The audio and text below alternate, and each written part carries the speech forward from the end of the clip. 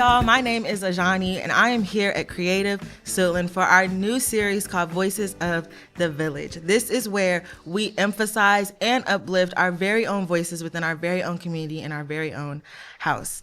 Today, I am with somebody who has often coined the voice of reason in her communities. She believes each person is the expert of their own experience and provides safe spaces for sharing said experiences. As a conscious curator and a conversationalist, she facilitates conversations and connections to build bridges while breaking barriers in her own communities. Okay, Deacon of the Day. In February 2017, she began her interpretation series, a prompt to performance showcase, and her 7th show will be taking place this month right here in Creative Suitland. In January 2020, she self-published and launched her first collection of poetry called Hershey's. In 2022, she was nominated for the DMV's Renaissance Haikuist of the Year Award. And in addition to writing and curating, she enjoys serving others and spending quality time with her family and friends. That I can be a testifiant. Is that a word? Testifiant? It is now. It is now. I can be a testifiant, and I'm going to stick with it, to this, what do we want to call it? I'm going to just say to this sentence, because she is my very own family. Today, we are here with TeeKaytheKid Speaks Harris Campbell, because all the names matter. They all mean something. So I want you to give it up, if you can, at home, for our very own TeeKay. How are you today? Y'all? I'm great. I'm glad to be here, honored to, be invited to this space, and excited about, the project you guys have and being a part of it, and just where this conversation might go. Okay. Well, you're our first guest, so I'm very, very excited because I'm a little less nervous with family. Amen. So should be. Not always, but should that's be. not always the case, but that's how it should be. So speaking of family, that's exactly what our topic is on today, because your event is called PoetsGiving, the good, the bad, and the ugly. It is what day? The 22nd of this month? So Saturday, November the 22nd at 6:30 p.m. right here at Creative Suitland. Okay. What made you... I can get a hint that PoetsGiving has something to do with Thanksgiving, but what made you come up with that name? What made you have the subtitle of the good, the bad, and the ugly? Like, what made you want to talk about family? So PoetsGiving in itself is going to be a reoccurring show. So each one will be called PoetsGiving, just like it's like Interpretations presents PoetsGiving. So PoetsGiving has its own leg. Back in 2018, I did the first, the good, the bad, and the ugly, and that, the good being around Black culture and Black excellence, the bad being like the Black experience, and then the ugly being Black hypocrisy. So because this one is centered around family, I figured I would bring the good, the bad, and the ugly back. And just really exploring the family dynamics during the holidays. I mean, it's a time where it should be joyful, but not always. There's a lot of stressors in there. And I just wanted to get with friends and creatives and see what everybody's interpretation is of that particular topic. Okay, so when you think of the good, the bad, and the ugly, what personally comes up for you? So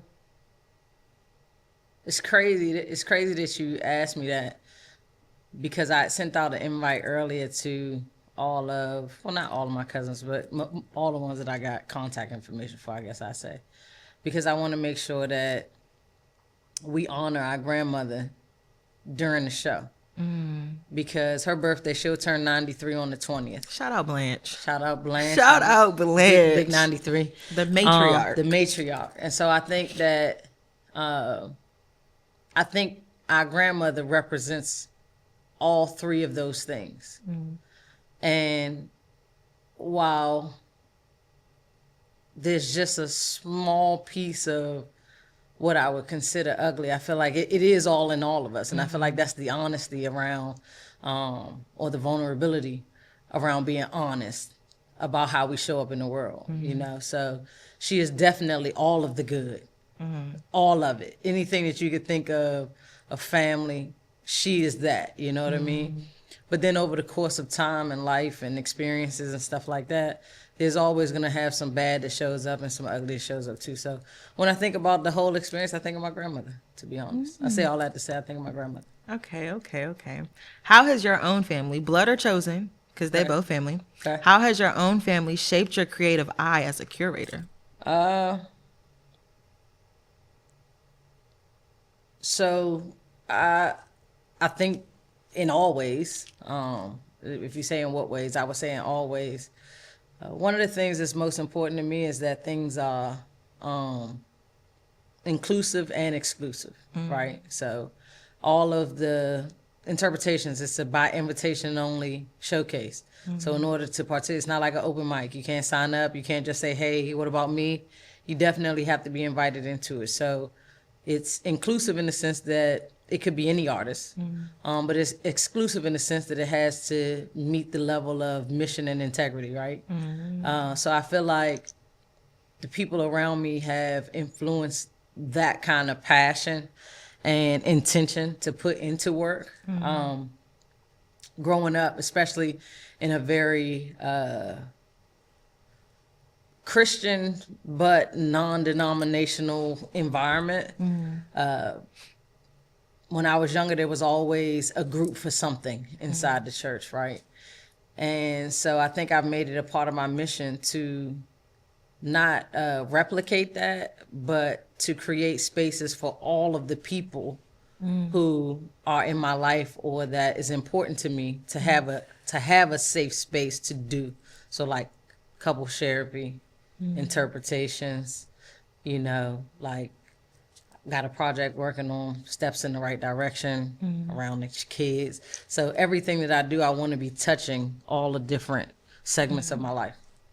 So we talked about Grandma Blanche and how she is all the good, but even within good, there is sometimes bad and That's pain. right. So with that being said, how do you balance the celebration of pain while also, not the celebration of pain, the celebration of family while also acknowledging the pain within it? I think you show up like honest and authentic. I think that's a huge part of it. I think that you have to do whatever work is necessary for you to be able to do that. I can say that over the course of my life, I haven't always, I bet people always feel like I showed up that way, but because I think I always showed up different, but I don't know if I always showed up whole. I think that there was a lot of me that I chiseled off to still make myself palatable so that I could exist in places where I wanted to exist that I felt like I couldn't exist otherwise.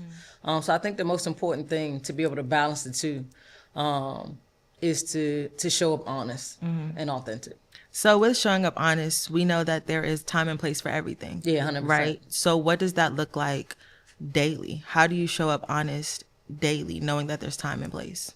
I don't know. I think you just gotta have discernment. You know what I mean? So you gotta be like connect. I think it's all rooted in like emotional intelligence. You know what I'm saying? You gotta know yourself. You gotta know how you affect everything that's around you, the people that's in the room. You gotta be mindful of your audience. People say like I'm a certified room reader. It's your, and I think everybody in the world should be. I think it's your job to be in a room, understand who's in it, and show up in a way that you are being whole, your whole self, but in the ways to which God or whoever is centering you has placed you in those people's lives in that moment. So I think it's rooted in discernment. Okay. So this event is a spectrum of art, or includes a spectrum of art. You've got live painters, poets, singers, artists, vendors, all these things. What role do you think art plays in healing or confronting family wounds? I think it plays a very important role because I feel like love, it could be a universal language if everybody wants to understand, and is willing to learn from each other. I think that because we all are creatives in our own way, just speaking from what I believe in, I think the world itself, you, me, and everything in it was created. You know what I'm saying? Like that's like how the story begins. God created You know what I'm saying? Not built, not sawed, not constructed, created. So if everything starts from a creator and we are in God's image as creators, then I think that we create spaces to connect with each other through art. I think that as long as we, again, it's going back to being your true self and being authentic about who you are, I think that the art will show up. I think spirit to spirit, I think that's where the connections takes place. And that's what's so important to me about interpretations. It's almost like church for the people who need it, but who may not be able to go. And when the spirit is in the place, it's going to connect with the spirit that's in the place. So even though we all may be different, if everybody's here with an open mind, the artists, performers, whoever, if they're all centered in that mindset, and then everybody that's coming into the space is also centered in that mindset, then spirit to spirit we connect. And that's where the language of art, I think, does the talking. What conversations or even emotions do you hope that this showcase stirs up in its audience? So I'm hoping I'm hoping a couple of things happen. One, you know, with these crazy times that we're living in right now, I'm hoping that this is an opportunity for people to shop Black-owned businesses and redirect their funds back into their own communities by starting here. You know, people typically get into the jump of their holiday shopping during Black Friday, and we're going to get a jump on that because we're going to be out on 11/22. So I'm hoping that that's one thing that takes place, that people actually come, bring a little bit of whatever coin they have and spend it here with the vendors who are primarily Black-owned vendors. So that's one thing. The other thing, I'm hoping that because it is getting a jump on Thanksgiving and the holiday season, because for the most part, the holiday season starts with Thanksgiving. I think that I want every person in the room to be fortified when it's time to step into those spaces where family may not always feel like it. I hope that they hear things or connect with ideas or things that resonate with them that help them feel strong enough to go if they want to, strong enough to stay away if they want to, but just make them feel seen and heard, just because it is such a touchy time. And this is, yes, at Thanksgiving, but it's about Black family dynamics through the holidays. So you'll probably see some Thanksgiving stuff, you may see some Christmas stuff, and for those who don't celebrate at all, you might see some stuff in there from them too. Okay. I'm trying to think which one I want to ask next. I probably should ask this one first, but I really want to ask this one now. How do you define family? Has this definition changed over time? What does it look like now, and what did it used to look like, if it's changed? How do I define family? I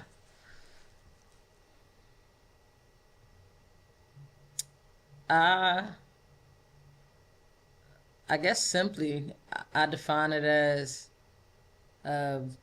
your village, whoever that is. You know, it could be the family you're born into, if that's what you got.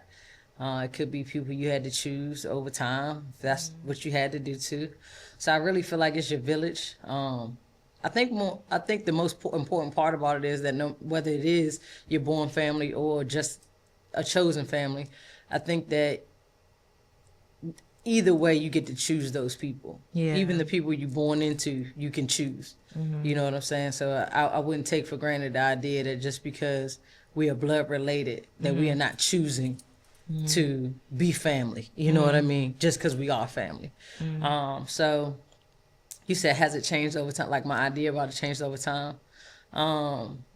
So I'm like a certified geek about my family. You know what I'm Literally. saying? Like, yeah, in all ways. Even the ones that are not really like family like, you know what I'm saying? I want to always be family like. Now I'm tough about it too though, because I feel like we have a responsibility. So, you know, I'm not just with anything. But I love my family, so even when it's hard, I try to stay grounded in the fact that I'm lucky to have had the experiences with them that I've had. So It's been tough. I've had some moments that I wish I didn't have to experience, but at the same time, I feel like when you subtract any one thing, it changes everything. And I don't know if I'd be who I was if we were able to rewrite all that. So I'm just grateful, that out of the ash and debris come this. You know what I'm saying? So How has the family that you have grown up with, and even within the same family, the family that you have now, how has that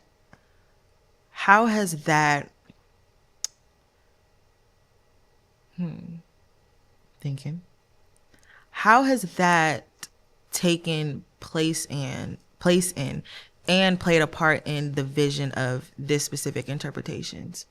Outside of like Grandma Blanche, I'm talking like just the experience that you've had with your family. Yeah. How has that made this so important that you wanted to do a whole event based on this topic?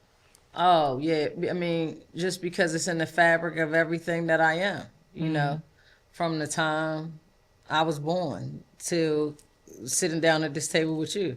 You know what I'm saying? Like every single moment of my life has been directly or indirectly impacted by my family's experiences. So I understand what it's like to experience grief, during the holidays. A couple years ago, my father passed away the day before Thanksgiving. So that I know that there's people out there that one of the biggest feats that people have to get through the holidays is grief and loss. So that's one element. Just the disconnect or being estranged from your family during the holidays just because everybody can't get on the same page. I've experienced that, and how many, holidays or things we've had to bicker or fight about or figure out because of coming through that lens. So, I mean, it's all of it really. You know what I'm saying? It's every part of what family is that makes this show important. I see that.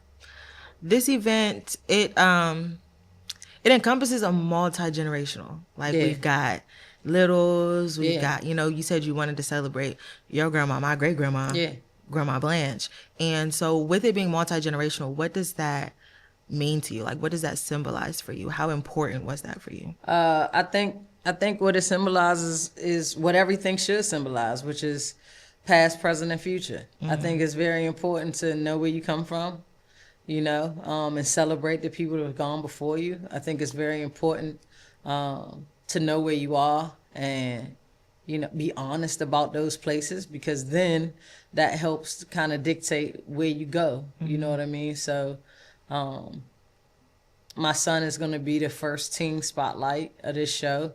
Never done that before. Excited about it. Encouraging him to, stand in the power of his own voice, learning what that looks like at an early age. I know, having been a teen before, how important it is to have people see you and celebrate you and push you into things that are near and dear to you versus in every other direction than the one you want to take yourself in. Yeah. And so since he has expressed over and over how much of an artist he wants to be and enjoys writing and stuff like that, I want to provide safe spaces for him to explore that. And so that's how we even got that additional layer to the show. If your family were watching this conversation, which with the way I know our family to be, they probably will. Right. Since they are nosy. just nosy. Since they are, what do you want them to take away from this conversation? I want them to take away just how important they are, and making sure that the choices that they make are impactful, and that's like spirit led through discernment. I think that it's our job. People say your family is your first ministry, right? So if that's the case, then it's our job before we, and honestly, that's how interpretation even came to be in the first place. It came with the slogan of stopping hypocrisy, right? Because everybody has an answer for everything outside of them. Nobody has the answer for all the things inside of them. Like you could literally tell your homegirl, oh man, don't be dealing with that, and then turn around and deal with that, right? So I think that's the most important thing, like being honest, if you see something, don't just say something, also do something. You know what I'm saying? Sometimes there's a lot of talking happening, but not a lot of walking happening. So instead of us talking in our respective corners about what needs to change or what needs to take place, figuring out ways to collectively make those changes and grow together. But the most important thing is just that you're necessary and that everything that you do affects all other people in the room. So know who you are. When you heard the title of Voices of the Village, because you were one of the first people to hear that title, what did that mean to you personally? I thought it was dope. You know what I mean? Like I said, you asked about what does family mean to me, and village is what family is. It feels close. It feels intimate. It feels exclusive. It feels like everybody, but it also feels like, what's ours, So I'm excited to see, not just this interview, but be watching the rest of them, because I'm sure you guys are going to have some strong voices at the table. Okay. Finally, last but not least, our final question. What is one thing that you hope the audience carries home after tonight, but more importantly, after your show? Tonight, kind of what I said already, be who you are. Be able to stand in the power of that. Know that you are a creator, creating things with every word and action. And that there's a responsibility in that. And then from the show, mostly I would just say that it's not gonna be all good. It's not gonna be all bad, and it's not gonna be all ugly. It's gonna be all of those, though. You know what I'm saying? And no matter what happens in either of those segments, you can rise above everything that is sent to destroy you. I know, because I did that. You know what I'm saying? I have this show because I did that. And I've seen my family dynamic change over time, and 20 years ago, I would never have dreamed that I'd be sitting at this table having a conversation with you, interviewing me, you know what I'm saying?